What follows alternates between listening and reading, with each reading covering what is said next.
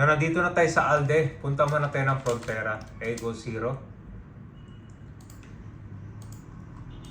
Bebenta muna natin itong ibang items. Yan, katulad nito. Hindi na kasi gagamitin yan. Sell. So, except dito sa TCG card, kasi gagamitin natin na may yan. Tsaka yung berry ticket. Ngayon, punta tayo dito sa Frontera. Hanapin mo tong solo pack. Yan. So, ito na yung pinaka-free items mo. Meron itong cards. Meron ding mga items. Equipments. Okay? So, tara, Ego 6 tayo. Unahin natin tong headgear. Capra Guild Storage. Pili ka lang ng isa dyan. Same status lang yan. Magkaiba lang ng design. Mukha tayo isa. Tapos sa card naman, isang Marduk card. Isang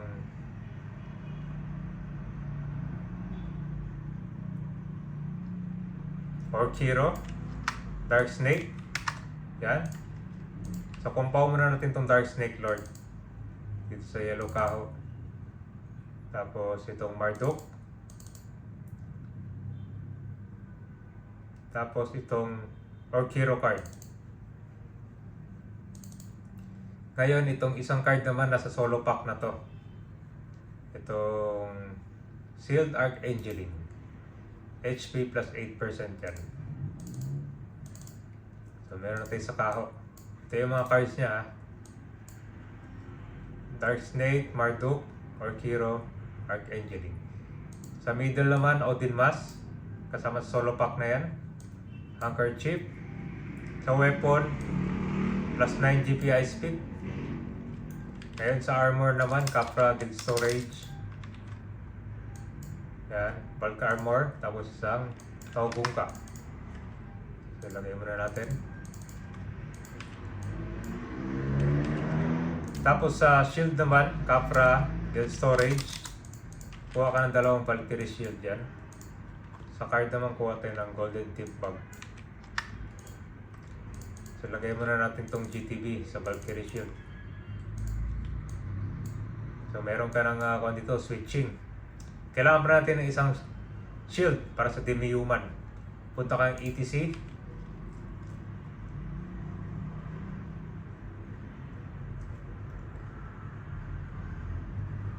So, itong Shield E-Rotar, reduce damage to demi-human by 33%. So, lagay natin to sa isang bulk shield. So, meron ka ng switching, dalawa yan. Sa carpent naman, GP Asprica. Sa accessory, dalawang megs. Tapos sa shoes naman, Capra, Guild Storage, Valkyrie shoes. So, yung card nito, nandito na sa solo pack kasama. Hanapin natin tong Sealed Kit o Ninetale. HP plus 20%, tsaka pang reflect. Kaya magandang card to. Lagyan natin sa bulk shoes. At ito na.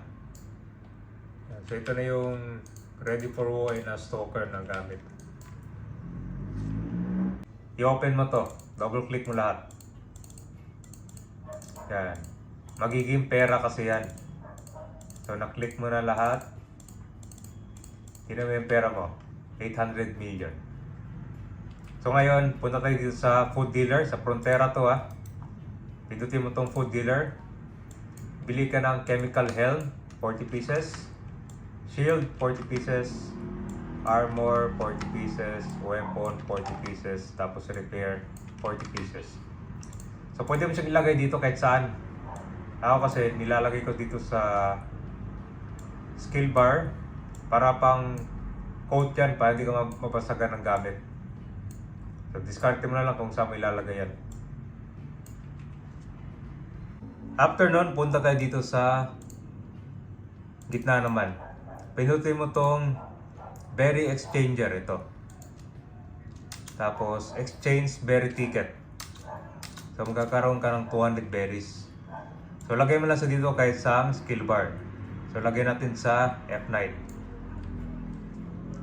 Ngayon naman, ituturo ko sa inyo itong 4RT tools at saka itong auto berry. So ngayon, yung berry natin nandito sa F9. Tapos itong skill na pang kill or gagamitin nyo, ito bowling bash nasa F1, F2 magnum break. So pinito mo itong escape, tapos BMI shortcuts, hotkey F1, F1 yan, F2, so hanggang F9. So yung iba dito, diskarte mo rin kung anong skill lalagay mo. Pero ang pinaka-standard nito, hotkey 11 F1, hotkey 19 hanggang F9. Yan. So meron na tayong F1, ito yung bowling bash, F2 magnum break. Okay? So next natin, buksan mo yung ELBS folder. Okay, ito ELBS origin. Open mo yan. Tapos pindutin mo tong 4RT tools. Yes. So may lalabas yan dyan. Ang unang gagawin mo dito, pindutin mo tong Ragnarok client. So pili ka ng RO. Ito yung ELBS origin. So ito yung LK na pangalan natin, LK1. Dapat pangalan niya ng LK mo. Tapos autopath, lagay mo lang nan 00. Ito, 0 mo lang yan. Tapos YGG Drasil. So lagay natin F9 kasi nasa F9 yung berry, di ba? F9, itong SP, F9 din. Tapos yung percent sa HP, 92%. Tapos ito, 12%. Delay, 0. Next, skill timer, 0. So ngayon, ang next naman ito, yung skill na gagamitin natin. Di ba yung F1, merong bowling. So lagyan natin ng check to. Ganyan kasi yung kabay, no, blanco yan. Lagyan mo ng check. Tapos yung magnum break, di ba F2 yun. So, lagyan mo siya ng F2. Ang ibig sabihin na may check, meron siyang target. So yung magnum break kasi walang target siya. So lagay lang natin ganyan, shade lang. Okay? Maglalagay ka lang ng check kung merong target na tatamaan. Tapos ito, compatibility. Tapos spammer delay 1. So after nun, goods na yun, pindutin mo lang tong on. Nandito na tayo sa Frontera. Check natin kung gumana yung 4RT tools. Pindutin mo yung F1. Kita mo yan, no? Nag-automatic spam siya kahit naka-hold ako sa F1. So itong F1, meron siyang target. Yung F2 naman, walang target. Spam lang siya, tinan mo ha. So, naka-hold lang ako sa F2. So, ibig sabihin, gumagana yung 4RT tools mo. Ngayon, yung sa auto berry naman, malalaman mong kung gumana yan. Tinan mo yung berry ha, 200 pieces yan. Alt Q ka, alisin mo tong high risk, bababa HP mo. Tapos suot mo ulit yung high risk, ito. Tinan mo yung berry ha, parang 200, mababawasan yan, hindi ko pinipindot.